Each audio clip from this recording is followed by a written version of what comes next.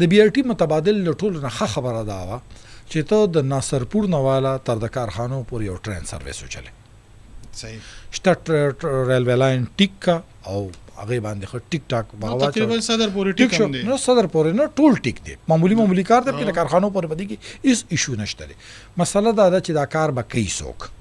غټه خبره دا ده چې زمونږ د صوبایي او د وفاقي حکومتونو د دې ټول په دې مسلې دي. د حیرانتۍ خبره تا ته به پته دا ده چې د صدر نه وړاندې ریلوے ټرین چې اخري کوم تللی دی په 2007 کې تللی دی.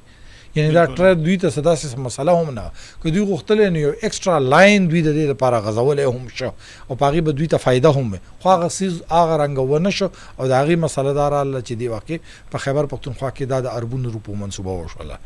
د دې متبادل دا ټول نه ښه او بیا د دې سټیشنو کې پراپر دلته سټیشن یې کې جوړه کړه او د پراپر سټیشنو نه بیا د دې لپاره یو بل بس سرویس چې کوم دی د فیډر روټس ورکړه.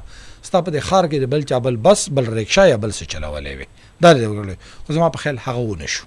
صحیح.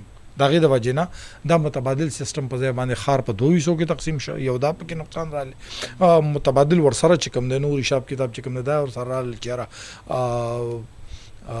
یونیورسټي روډ ډېر زیات تنګ شو. پکې په موجوده کیپسټي چې کوم دی هغه راغله، دا هغه څیزونه